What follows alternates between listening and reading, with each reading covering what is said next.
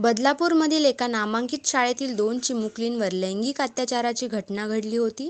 हा लैंगिक अत्याचाराचा गंभीर प्रकार समोर आल्यानंतर मोठा जनआक्रोश सुद्धा आपल्याला बदलापूरमध्ये पाहायला मिळाला. न्यायालयात सुनावणी चालू झाल्यापासून अनेक गोष्टींचा उलगडा होत आहे.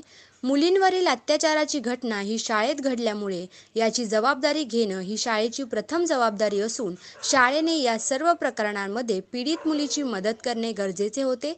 मात्र संपूर्ण प्रकार लपवण्याचा प्रयत्न केला गेला. तसेच सध्याच्या सूत्रांच्या माहितीनुसार बदलापूर प्रकरणातील शाळेतील सीसीटीव्ही मागील 15 दिवसांचे रेकॉर्डिंग गायब झाल्याची माहिती शिक्षण विभागाच्या चौकशीतील समजते.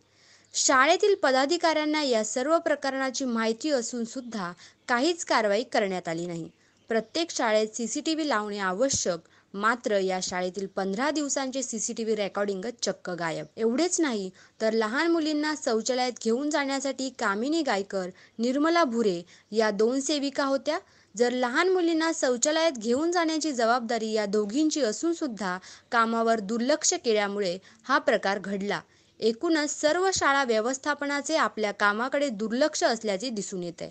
आणि सध्या तरी ज्यांच्यावर गुन्हे दाखल झाले आहेत ते अध्यक्ष, सचिव आणि मुख्याध्यापिका हे सीसीटीव्ही रेकॉर्डिंग सारखेच गायब झाले आहेत.